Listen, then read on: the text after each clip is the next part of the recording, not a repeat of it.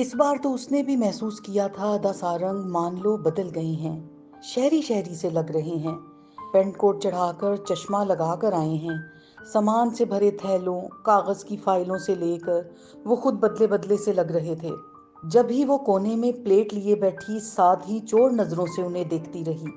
वो बड़ी एहतियात से शोरबे का घी दूसरी प्लेट में निकाल कर सालन को सूखी रोटी और जरा से मसाले के साथ खा रहा था। सब उसे अपनी बनाई हुई डिश पेश कर रहे थे, जो बहुत एहतियात से खाते हुए खुले दिल से तारीफ भी कर रहा था। खाने के इख्तिताम पर सबने सारंग की कामयाबी के लिए ढेरों ढेर दुआ की। माना जरा बदल कर आए हैं, मगर ऐसे भी क्या। संध्या ने जगह बदली, बुड़बुड़ाई। ख्यालात बयान के लिए होते हैं, और बयान वो अपनी सोच बदल कर आया था। और यहाँ कमरे की सूरत हाल ही बदली हुई थी। दीवारों पर दोनों अतराफ बड़े बड़े स्टिकर्स, अदाकाराओं के फोटो और बिस्तर के सरहाने औरतों के पॉपुलर मैगजीन, ये सब चीजें संध्या के नए नवेले ख्वाबों की निशानदही करती थीं। उसने खिड़की से सर निकालकर सुहाई को आवाज दी, क्या तुम लोगों ने कमरे बदल दिए हैं? मुझे लगता है मैं गलती से तुम्हारे या संध्या के कमरे में आ गया हूँ। हाँ सारंगदा, आपकी खैर हो। देखें कितना प्यारा कमरा सजाया है मैंने। सुहाई को संध्या पे फख्र था। जी बिल्कुल, बहुत खूबसूरत सजाया है, मगर कल तक ये सजावट उतार लीजिएगा, सारंग ने संजीदगी से कहा। रात सोने तक ये सोनी सोनी शक्लें उसका मुंह चढ़ाती रहीं। कोई दांत निकाले टूथपेस्ट का इश्तिहार बनी रही तो कोई आंखों से अब बोल कहती रही। उसने जलाहट से तकिए में मुंह छुपा लिया। या अल्लाह, मैं कहाँ फंस गया। सुबह का नाश्ता हस्बे रिवायत था, तो संध्या साहिबा को आज बावर्ची खाने में जबरदस्ती घुसाया गया है। झुलाहट, बुड़बुड़ाहट, कभी हल्की हल्की, कभी कदरे ऊंची आवाजें घर भर में गूंजती थीं। अरे यो सुहाई, ये खंड का प्याला तो दो। उफ, ये चूरी के लड्डू सुबह सुबह बनाने का मशवरा किसने जीजी को दिया है? गरम गरम गंदुम की रोटी को हाथों से पीस कर चीनी और ड्राई फ्रूट की मिलावट करते लड्डू बनाए जाते थे। ये लड्डू बचपन से सारंग को पसंद थे। हसन बख्श अखबार पर शीशा रखकर सुर्खियां देख रहा था। मोला बख्श और सारंग जीजी के तख्त के पास मुड़े रखकर बैठे इर्द गिर्द की खबरों के साथ साथ गांव के किस्से भी सुना रहे थे। मोला बख्श का बस न चलता, चंद दिनों में भतीजे को ये 4 साल घोल कर पिला देते थे। चची बिस्तर समेट कर बड़े वाले संदूक के ऊपर जमा करती जाती। जीजी माँ बेटे और पोते की ताज़ा खबरें बड़े गौर से सुन रही थीं। सुहाई ने चाय का बड़ा सा सॉसपैन चढ़ाया और संध्या लड्डू बनाते हुए बकौल सभागी मरे जा रही थी। वो बिस्तर छोड़कर किचन में जा घुसी। चल छोड़ छोरी, तू तो इतने मामूली काम में मरी पई। हद हो गई, ये चलाएगी घर। झला कर गरम गरम रोटी तवे से उतारते हुए रोटी दान में रखी। संध्या चाय लेकर बाहर निकल आई। शक्ल पर मर्दनी छाई हुई थी। अम्मा जब डांटती थी तो ऐसे ही चेहरा फूल जाया करता था। शक्ल ठीक कर, सुबह सुबह चेहरा सुजा रखा है। चाय का प्याला पकड़ते हुए झाड़ पिलाई तो उसका चेहरा और सूज गया।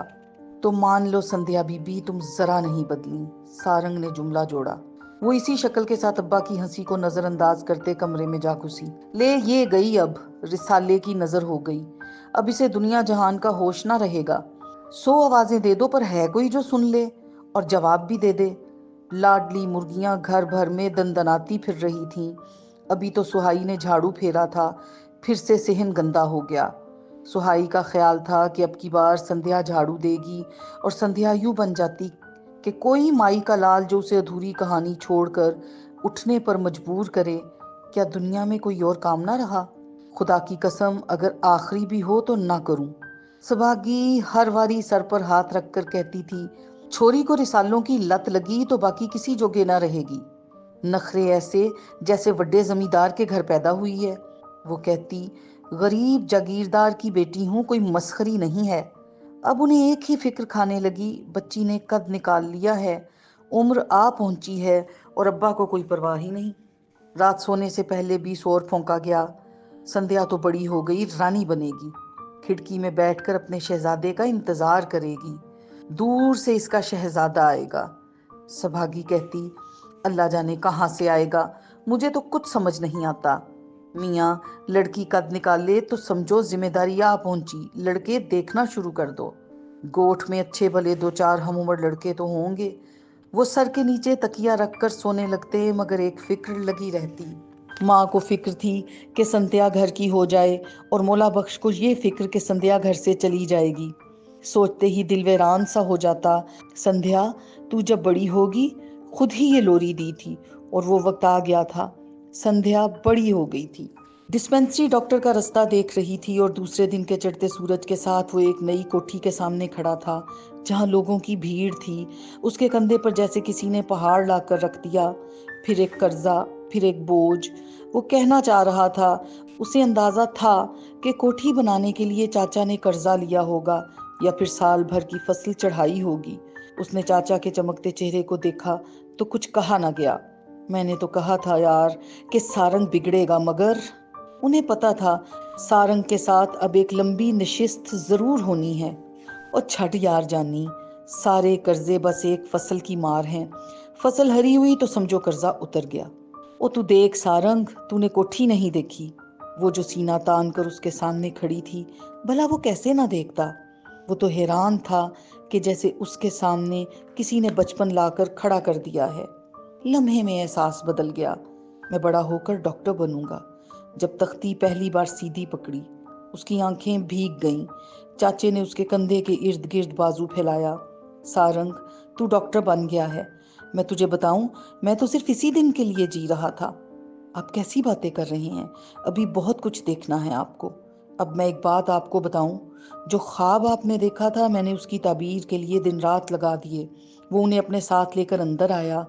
चाचा और अब्बा बैरूनी बेंच पर मरीजों की कतार के साथ बैठे थे। वो मेज पर रखी दवा उठाकर उन्हें चेक कर रहा था, पर्चियां लिख रहा था, मरीजों का चेकअप कर रहा था। लोगों के मुंह से दुआएं निकल रही थीं, मोहब्बतें निकल रही थीं, और उम्मीदों की कतार बंधी जा रही थी।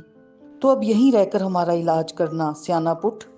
चाचा गामू ने खांसी रुकने के दौरान इल्तिजाइया अंदाज में कहा, और वो जवाब में कुछ भी ना कह सका। पुट एक बहुत पुरानी कहानी है, जिसमें पहली बार एक गांव में डॉक्टर आया, और उसको देखते ही सारे भले चंगे हो गए। तू आया है तो अब हमने भी भला चंगा हो जाना है। बूढ़े, बच्चे, औरतें, बहनें, अदियां, माएं, और दुआओं का ढेर। उसे लगा गांव का कच्चा रास्ता अब उसे पक्के पे चढ़ने नहीं देगा। इसीलिए जो बात वो कहना चाहता था, उसे कहने के लिए मुनासिब वक्त ढूंढ रहा था, और वक्त उससे अपनी कहे जा रहा था। बड़े अरसे बाद गांव को सारंग मिला था। फिक्र तो मैं कहूँ खुद ही खुद आ जाती है जीजी माँ, चाहे हम इसके लिए दरवाजा खोलें या ना।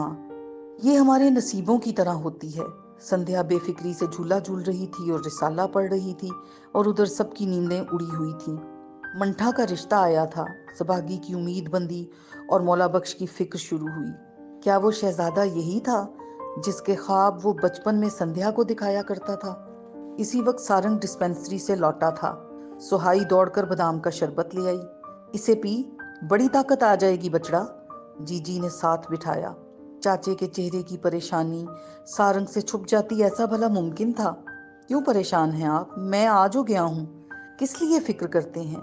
मत करें फिक्र। फिर बता क्या करूं सारंग? तेरी चाची कहती है धी का पहला रिश्ता ठुकराया तो समझो नसीब ठुकराया। और जैसे रिस्क बेहुरमती से घट जाता है, वैसे नसीब ठुकराने से रूठ जाता है। नसीब नसीब होता है, वो कभी नहीं रूठता। वो आपकी जिंदगी के लिए लाजिम होता है। अगर ये आदमी संध्या का नसीब है तो कहीं नहीं जाएगा, और अगर गया तो समझे नसीब नहीं था। एक बला थी जो टल गई। बात वो जो दिल को लगे। जीजी ने सर हिलाया। सारंग, कल हम चलकर छोरा देख लेंगे? चाचा कुछ मुतमईन हुआ। बिल्कुल चलेंगे, और देखभाल कर ही फैसला करेंगे।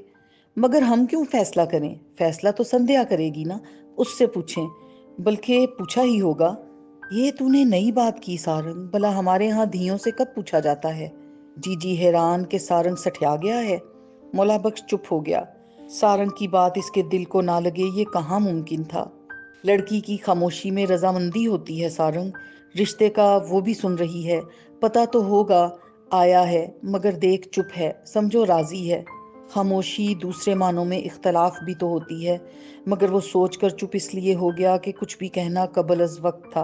बाकी की कार्रवाई कल के लिए छोड़ रखी थी। कमरे से निकलते हुए धूप से बचने के लिए जब वो सतून की ओट में खड़े थे, तो सारंग ने एक बाजू उनके कंधे पर फैलाया, जैसे किसी का बार खुद ढो दिया जाता है या ढोने का फैसला किया जाता है। संध्या चाचे की फिक्र थी और इस फिक्र की सारंग को तो परवाह होनी थी। अब मैं आ गया हूं ना आपका बेटा, आपका बाजू, आप क्यों फिक्र करते हैं? संध्या के लिए अच्छा रिश्ता मैं खुद ढूंढ कर लाऊंगा, मेरी जिम्मेदारी है। ये नहीं हुआ तो और सही, और नहीं तो और सही, कोशिशों से नसीब खुल जाते हैं। नसीब एक रास्ता है, इसे आप जितना बनाएंगे, जितना आगे जाएंगे, वो मजीद खुलेगा। रास्ता रुकता नहीं है, हम रुक जाते हैं। उस सारंग यार, तूने मेरी आधी फिक्र अपने सर ले ली। बस मेरा पुट आ गया है, अब मुझे कोई फिक्र नहीं। कल चलेंगे छोरा देखने, इंशाल्लाह सब अच्छा होगा। इंशाल्लाह कह दिया तो समझो अच्छा हो गया, दिल तसल्ली देता। मैं तो ऐसे ही सोच बैठा कि मेरा बेटा नहीं, मेरा बेटा तो सारंग है। कभी वो उसके लिए दीवार बन गए थे, आज वो चाचे के लिए साया बनकर खड़ा था। वो दीवार बनना चाह रहा था, उसे मालूम न था कि साए से दीवार बनना कितना कठिन काम है।